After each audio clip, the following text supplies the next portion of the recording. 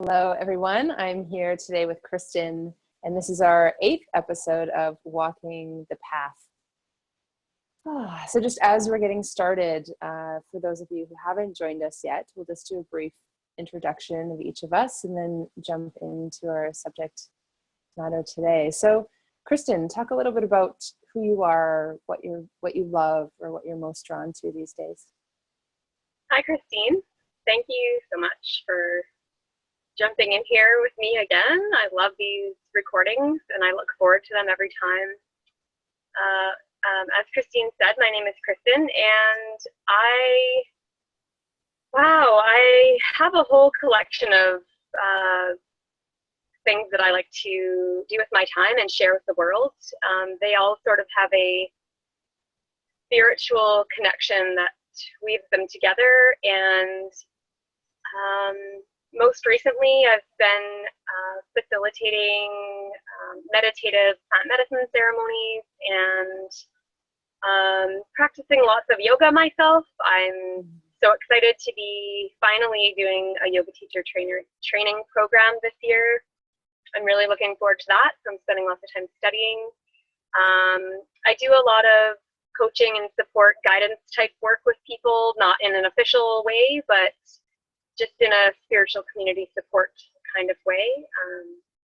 I work with a lot of crystals and gemstones, creating jewelry, and yeah, I'm just finding more and more aspects of truth and consciousness and awakening are weaving into my reality, and I'm being asked to share many different things. And these episodes of Walking the Path are one that just came out of the ethers in the last few months, and they've been really fun, and I've been getting some really positive feedback, which I don't know if I've even shared with you, Kristine, but people on the other side of the globe even are saying, thank you so much. I've watched every episode, keep going. So here we are again. So number 8. And yes. Christine, what do you have to share with us? Yeah, so for me, what's true now, what's evolving. I do online meditations weekly, and I had my online meditation this morning. What I love about the technology now is that we can gather on this video type platform in groups. And so that's been really magical. I do classes once a week on Thursday nights, just on topics like setting yourself free or having more awareness, all on awareness, consciousness, just walking the path, really showing up as we are, being in question in our lives and going, where do we go from here? Or getting to really be present with what's going on mentally, emotionally, physically, spiritually, looking at the whole picture and really taking that time and space to make it relevant and valid. A lot of our training in this life is to look outward, find our place, find our role, what we need to do. And at some point for many of us that falls short, or it feels unfulfilling, or like something's missing. And what's missing from our lives is us, right? We're not there. We're just in servient or service to someone or something else. But when we really show up and know ourselves and be ourselves, then there's that much more joy and fulfillment when we do bring our offerings and ourselves into the world. So it's exciting. It's an exciting time to choose to get to know ourselves, especially in a world that at the moment is quite chaotic. Unless you want to get lost in that sea, it's an amazing invitation to go within you and know, who am I? How do I feel? What's true for me? What do I care about? How do I want to use my life energy? Where do I want to put my attention? What matters to me? What's relevant now? So many of us have those choices every day on how we want to participate here. I've heard this saying, your life is your prayer. So if your life was your prayer, like what would you be praying into the world, like through your being, like through your expression, through what you say and do? And what are we serving, right? What are we putting our energy, resources, and attention on and in? And so kind of a combination of introducing me and our topic today is really just, it is walking the path, acknowledging where we're at now and recognizing some ways how we can honor our inner experience as we acknowledge what's going on externally in the world, and acknowledging where we can get lost in this big picture and with all the chaos and the uncertainty, and how essential it is to really go below the noise, like into our hearts, into our bodies, really calling upon our energetic spiritual support teams, however you perceive or see that, to really lead, guide, and direct us through these times. Yeah. So, Kristin, what have you found has assisted you the most in these times when maybe a lot of people are talking about things out there that they have no direct influence on? Like, what do you advise, or what do you personally do to look after you? That's a great question. And I've had to really check in with myself about that in these last few months. I've been observing a greater amount of intensity globally. You know, I think a lot of us can feel it. I've also been noticing it in the network of human beings that I'm connected with, locally, globally. And of course, I know that a greater feeling of peace and love and overall well-being, it starts within each one of us. And so it's been a sort of a mission of mine, without even realizing that it is my mission, to be that change. And that's becoming a highly overused phrase these days. But it's such a good one. It's so simple and it's so clear. And I've been really checking in with myself lately, and, you know, trying to do a yoga practice, trying to have quiet time, especially if you can get into nature. Just be with the trees, be with the body of water, do some observation of the creatures and the flow of the rhythms of nature. I've found that I've been needing to do that more and more. And, you know, whatever your local ecosystem is, just really dive into that and do some observing. And I think there's a lot of wisdom that can come from just being in nature and observing those rhythms and patterns, and watching how the creatures and elements interact with each other. And you know, I find that helps me to remember that everything's flowing in this perfectly divine order. You know, nature is able to navigate whatever twists and turns and weather and global events come into a specific ecosystem. Nature, you know, all the animals and plants don't panic and go, I don't know what to do. You know, they just roll with it. They roll with it, and they carry on with life as best they can, and they let it go and they move on. And that's, you know, I'm really feeling strongly to turn within myself. And I know that the greatest anchor that's going to help me to stay solid and balanced is right inside of me. And there's no person or place or technique out there that's not already within me to maintain that inner peace and balance, and that knowing that I'm okay, you know. And sometimes if I'm feeling anxious or upset about something lately, I stop when I remember to, and I just say to myself, hey, are you okay? You're okay. Take a deep breath. You're okay. You know, maybe you don't like this, or maybe it doesn't feel great, or maybe just something you read or heard just didn't really resonate in a positive way for you. But you know what? That's there, and you're here, and you're okay. You know, and I've seen this meme on Facebook maybe last year that says, you know, it's all going to be okay in the end, and if it's not okay, then it's not the end, right? And that's such a good reminder too. It's a little bit cheesy, but you know, just keep going, and that's what I remind myself. It's a path that is uncharted right now in humanity. I mean, I only remember what it's like to be in this lifetime right now, but there are days where I've kind of wanted to just stop, but then I laugh and I go, well, what does that mean? What am I going to do? Just sit down on the path and not go anywhere? Well, I might get trampled over by others. So, you know, even if it's just one little step at a time, take a step.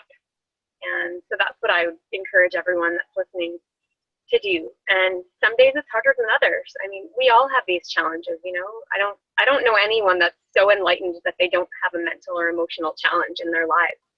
I look forward to meeting those people in the near future, and maybe someday we can be them. But it's part of human reality right now that the challenges are there, and take one baby step, just one, and check in with that inner guidance. What do you have to share, Kristine? Like, what are the most beautiful ways that you maintain that inner peace despite what's going on in the world today? Yeah, I think the key, the number one, is breath, and really allowing my awareness and consciousness to flow on the breath and acknowledge how I'm breathing. Because often when I say go into a store and there's a lot of people active in the mental field and a lot of thoughts and thinking and figuring things out, there can be a tendency to entrain to that, or kind of what's going on, instead of going, wait a second, I'm here, so I'm going to take a breath and tune into my heart and tune into my body and feel my feet on the ground. So it's a lot of, I find body awareness has been the greatest gift in these times, because it can be so easy to be pulled out or drawn out into something that I don't get to directly benefit or bless or show up for. So I really look at how can I best use my time and energy in my days, and who can I be with that contributes to me having a supported energetic field, so that we can live into these different possibilities available. Maybe they're not available in physical reality right now in terms of harmony, coherence, love, honoring, blessing, acknowledgement, clear seeing, know thyself, be thyself, all of that. If it's not collectively in vogue, or if it's not like kind of our way yet, the way I see it is we are the leaders of that, or we are the ones presenting that possibility every day, being like to humanity, which we are a part of and kind of transcendent beyond, is presenting like, what about now, right? Every day, like, what about now? Is today the day for more love? Is today the day for forgiveness of resentment? Is today the day to release pain and fear? Like, what about now? What about now? And so within myself and within my interactions in the world, just continuing to present the invitations to have something greater and have something different, and release so much of the human condition that doesn't have to be maintained into the future, right? It's a learned condition. It's not a this is the way it is, the end sort of condition. So for me, the key is acknowledging, again, my body, breath, feet on the floor, and then what am I being? What am I offering? Because if I do escape myself or go into some sort of collective field, or a fear reality, or uncertain what's going to happen, or that chaotic reality, then my body will be impacted, and I'll start to shut down, and I will start to go into, oh, I can't do this. I don't want to be here. This isn't the world for me. What am I doing here? I think I'm on the wrong planet. Those sorts of things, when I'm really bombarded with all that static charge.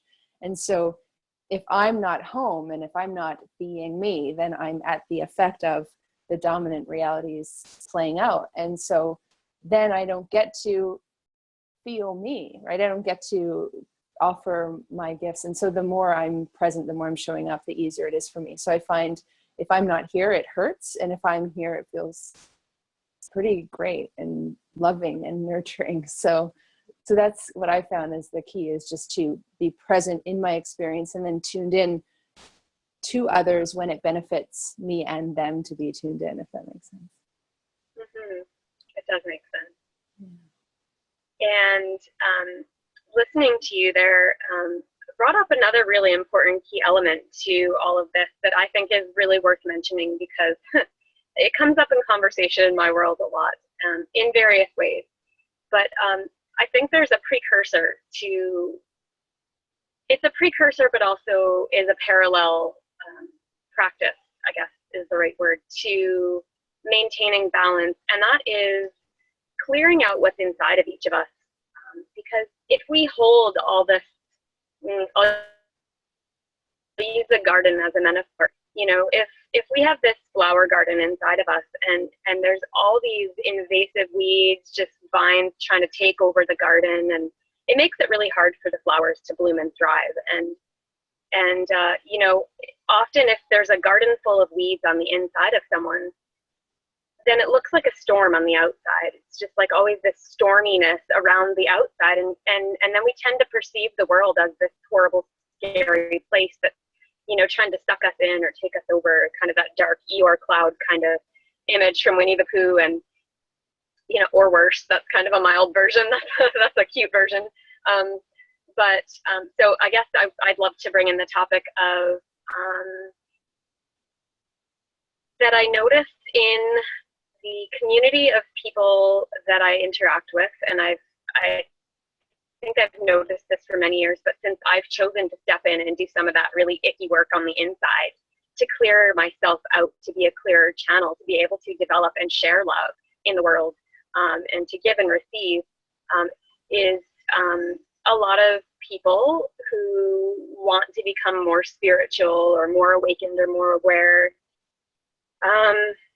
You know, they want to skip over that work and just meditate and do yoga and think that that's going to get them to where they want to be. And I feel like now that I'm saying this out loud, maybe we touched on this lightly in another episode. But I heard someone, it was my mother-in-law the other day. She said, I've had so many friends who just try to ohm it all away, and that just doesn't work. And I just laughed, and I was like, I've never heard anyone say that, but it was so accurate. You know, you can't ohm it all away. Ohms are beautiful, and they're an incredible tool, but they're not going to erase everything that's inside of all of us.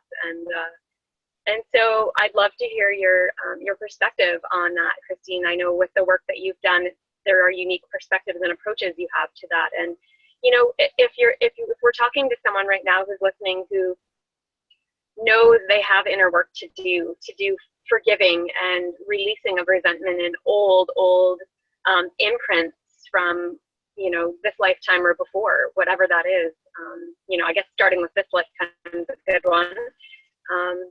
You know, where's a good place for someone to start if they know they need to start and they're just overwhelmed and they don't know where to start? What would you recommend to someone?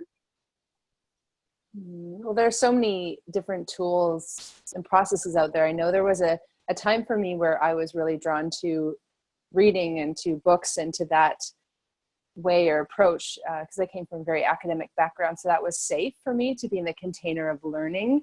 So say I would be studying Course in Miracles or Science of Mind or all these different books. So that was safe for me to be in this container and journal.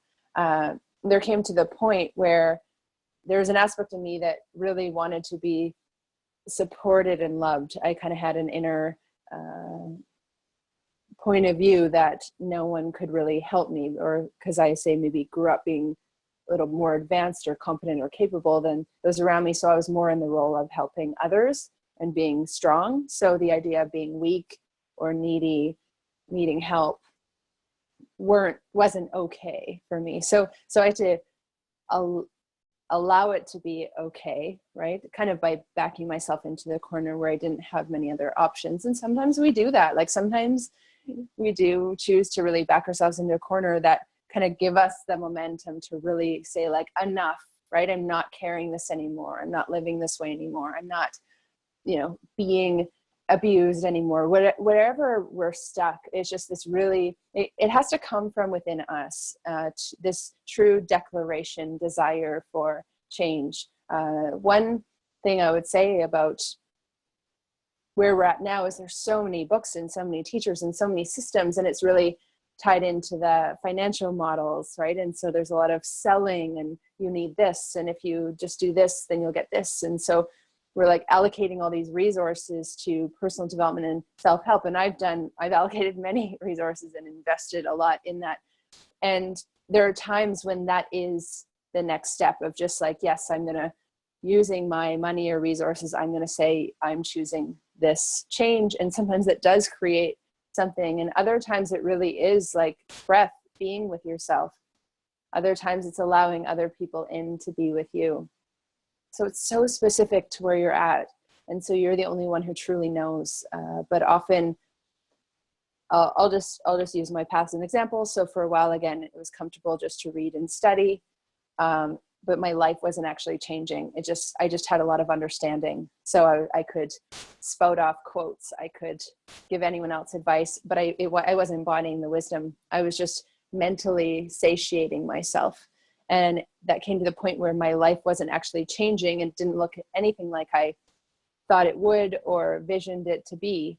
And that's where I really had to go, okay, I've done everything I could. And my mind was so exhausted, it surrendered itself, through quite a tumultuous, some people call it the dark night of the soul, but it's when basically the mind can't continue being the dominator or the leader. It doesn't know how to do this life thing.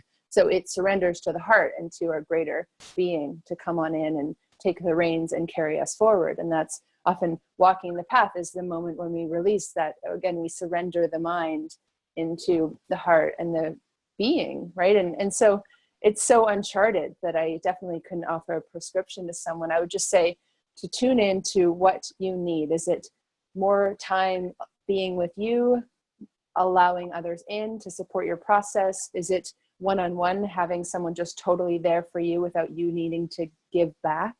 Because sometimes we require that. So just, it's about being in the question. I mean, if everyone watching this feels like they don't know what they need, feel free to get in touch with me or Kristen. Our information is always in the underneath the YouTube video, and we could offer some guidance there because it is so personal and specific.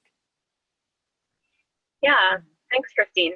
And I appreciate everything you just said, and it is really personal. And I think I would encourage people to start with, I think the first step is that awareness of knowing deep inside each one of us, okay, it's time for a change here. And I love how candid and open and honest you were about that, because I went through those phases too of reading and listening to spiritual gurus on YouTube, and you can suck in so much information and knowledge and still not do anything with it. And it's like you're fooling yourself and the whole world that you're making all these changes, but really we're mostly just trying to fool ourselves, because those that are closest to us are like, oh yeah, you're doing lots of change, and they're kind of thinking, you don't really seem that different. You just know a lot about Eckhart Tolle and whoever, right? And so that's really funny. And I totally went through that phase, and it doesn't mean I don't listen to those people or,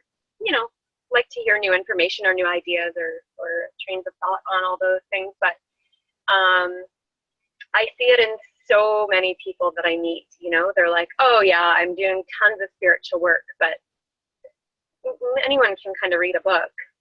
Are you applying that to your life right now? Are you walking the walk, down the path? Are you just kind of like, I don't know, floating somewhere in this bubble of information and not able to move forward down a path, right?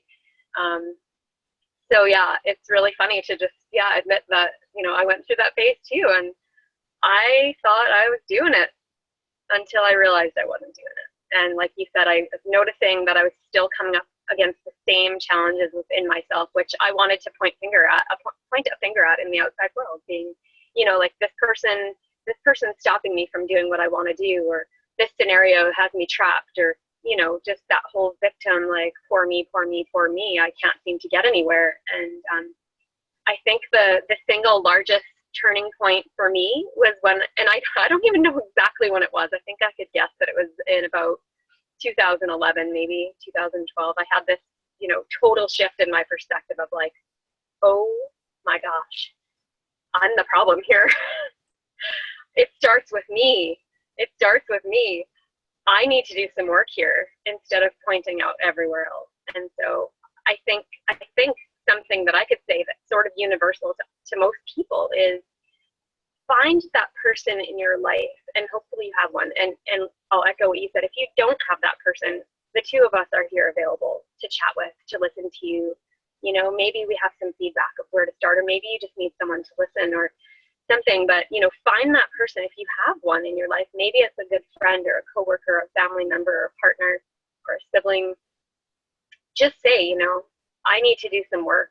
I have some work to do on myself. And, if you could just be a witness to that and support me, maybe you don't need advice from that person. You just need love and a supportive net of love to say, good for you.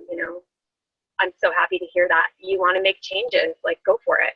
Let me know what I can do for you, type of thing. And that's the kind of person that I would suggest you turn to. And also find that person in your life who's maybe not going to enable you to stay where you're at, but to lovingly support you to take those little steps forward and kind of nudge you out of the nest and go, yeah, what, what's your next step? This is awesome. And to have kind of those kind of supportive cheerleader, loving, nurturing types of people around you who, maybe there's someone who's at the same point as you are needing to do work. Maybe you'll find someone who wants to move forward alongside of you to do their own work, but it really is an individual journey, like you said, and there's a unique prescription of what's going to work for each one of us. And it's not exactly the same for any two people, and sometimes it does start with a book, or maybe you go to hear a live speaker speak on something, or maybe it starts in a yoga class, or for some people it starts from some sort of physical illness or challenge. But there's always an opening for all of us to move to that next level, and so yeah, I think that's kind of the end of what I have to say about that. Did you want to add something, Kristine? The key is just acknowledging where we're at and becoming aware that in that one phase where, say, before the mind surrenders, like, say, I would believe I had the answers and I knew what was going on and I had it all figured out or worked out, and I could convince other people that I did because I was so intelligent and I had years of training and in environments that were all academic and all of that, so I could easily propose an argument and give the reasons why I was right, but I wasn't free. And there was a time came when I was like, would I rather be right or be free? Would I rather have a bunch of understanding or have a life that I really love? And at that time, yeah, I was fooling myself, because I would look around at my life and go, oh, well, if I was truly living this, would my life look this way? And it wasn't so much that there was a bunch in my life I didn't like. There was just an absence of what I desired in my life. It was more, I chose the version of attached to nothing, like there's nothing. So I kind of misinterpreted the teaching, if you will. Not really, but it's funny to say. But it's just acknowledging where we're at, stepping in and acknowledging what we need and being honest. And the more honest we can be with ourselves, the more honest we can be with others. Because what's so beautiful is those moments when we line up with people who don't have the same judgments we do.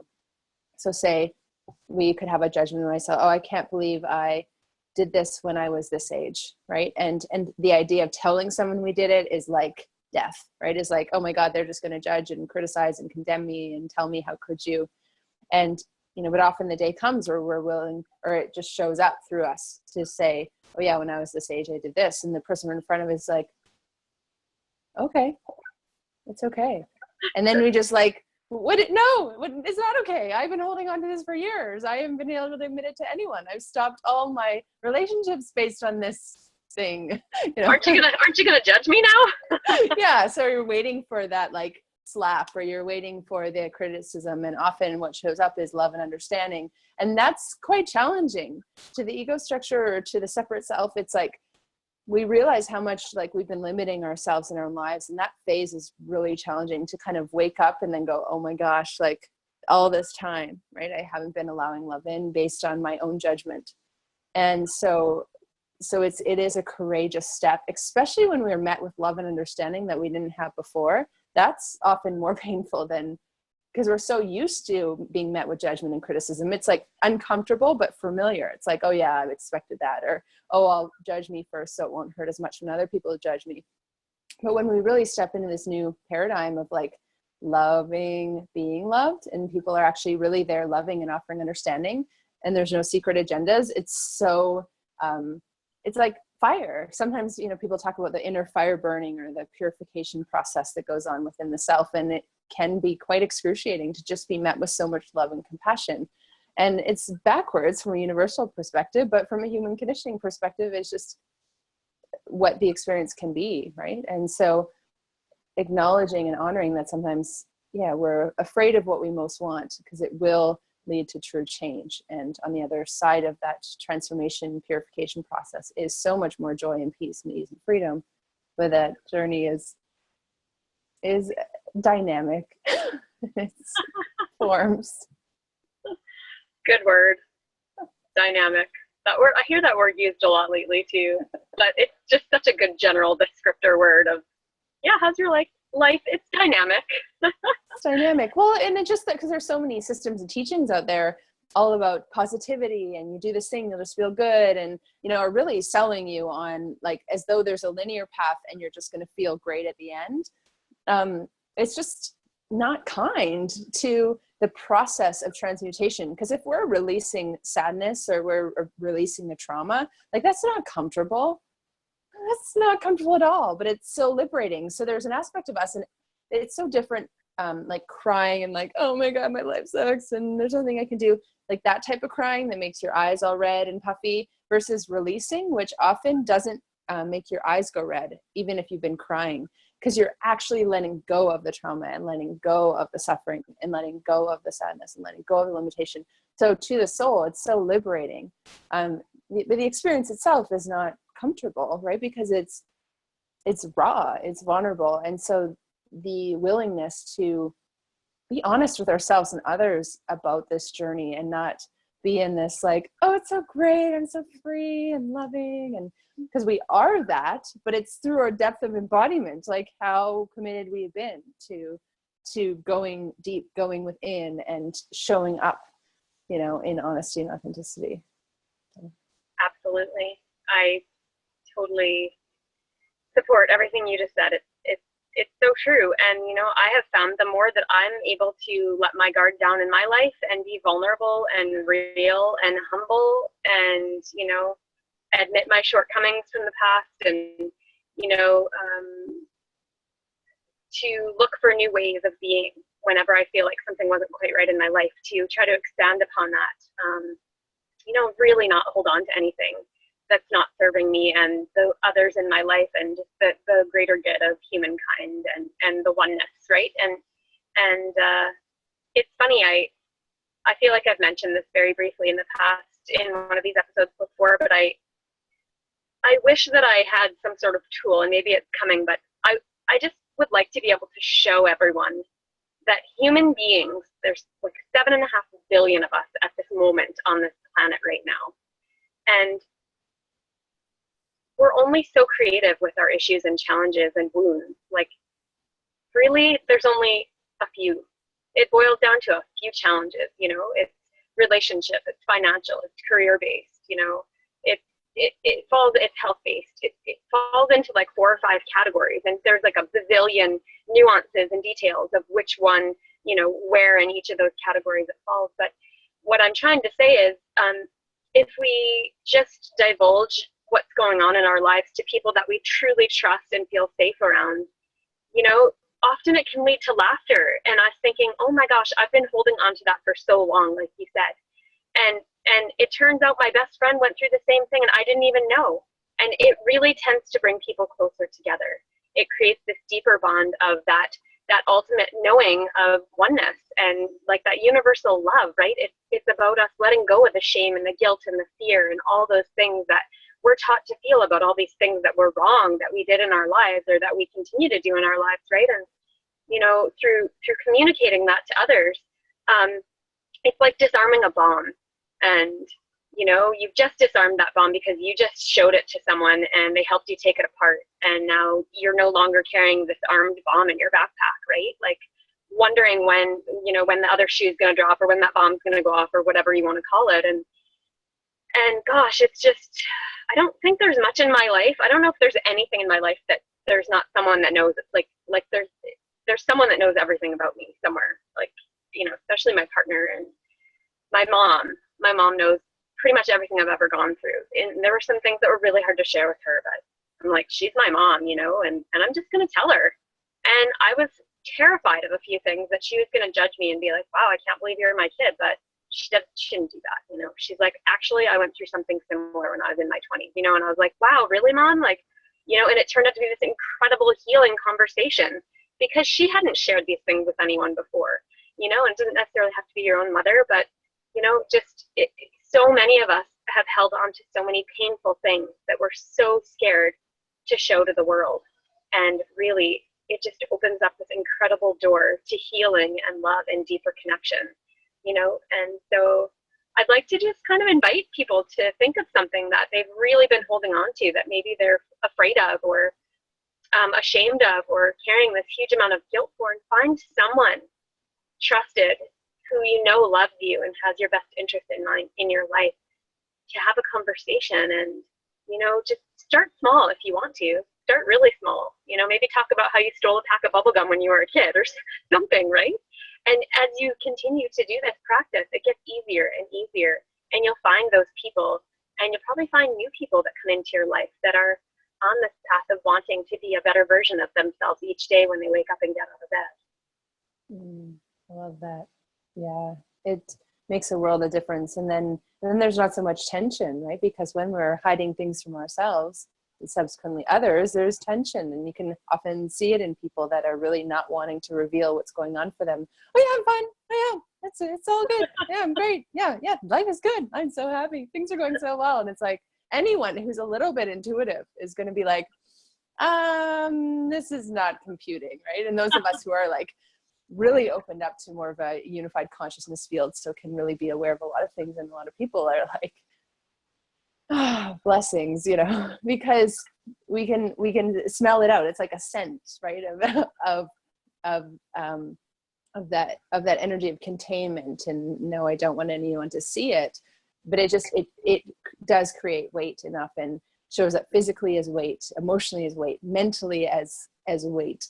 So to be free, to lighten the load, to lighten the burden you carry, is really, beginning with, what if I don't have to carry this? And there are times when it's so valuable to when we have been projecting a lot of emotions externally, to go, oh, I do carry fear. Oh, I carry guilt. So by acknowledging that it is within us, that can make a world of difference. And there are other times of really just acknowledging that I'm not so different and special and unique. A billion people are carrying this. So now that I can acknowledge I'm more carrying something through my family line that my ancestors had, of like scarcity, not enough, fear of the future, not trusting, whatever the theme is, it's not really that unique. So when we do share it, often we recognize, oh, everyone in the room has their hands up when we ask the question, oh, has anyone gone through this or felt this? And everyone puts their hands up. So there's certain times where it's valuable, when we, again, made it all about out there, to really say, oh, I do carry this, I have this, I feel this. And then at some other times it's like, this isn't actually really my fear. I just inherited it and then believed it and continued it forward. So sometimes it's easier to let it go when we know that it's not really ours. We've just really inherited and been carrying it as though it is. And other times it actually assists us to let go of it when we really acknowledge it as ours, and be with it as ours. So again, that whole thing of there's no one prescription, because depending on where we're at in the path and what is most relevant will determine what's going to serve us moving forward. But yeah, the greatest invitation, I love what you said, Kristen, of just to choose one thing that you've been hiding or holding on to, or deciding that no one will love you if you say this, or no one will understand you if you reveal this, or no one will be beside you if you admit to this. Like just inviting that to change, right? Inviting the courage within you to say, okay, I bet there is someone who could understand this, and welcome that, because life can provide, the universe can provide that person. I mean, if we have it in our head, no one understands me, we'll line up with the people who won't. That's just one of the principles. It's just because that's what we'll look for. That's what energetically and emotionally we're seeking out. Who's not going to understand me? Because that's what I believe within me. So, because there are many people who won't, and there are many people who are. So if you're like, wow, I wonder who can really be with me in this, or understand this, or love me when I'm expressing something I hold so much judgment of, that will show up. So what a beautiful invitation. Kristen, thanks for bringing that forward. And yeah, I'm so grateful that we met today, another episode of Walking the Path, and really bringing forth more of that energy, right? To meet ourselves where we are, meet each other where we are, and offer that presence, right? And being seen, being loved, being acknowledged. So thank you so much for being here with me today. Thanks, everyone. Yeah. See you again really soon, and pull out some of those weeds in your garden, and you'll be amazed once you take the weeds out. It makes so much more room for the most beautiful flowers to bloom, and you'll see it in yourself, and others will see it in you, and your life will just start to shift really in a beautiful direction. So Yes. Thank you everyone for joining us. And how does it, get better than this? And how much more of our greatness can we step into, and how much love can we offer and be, and how much more honest and open can we be in our lives now? So I wonder. Thank you, everyone. See you next time.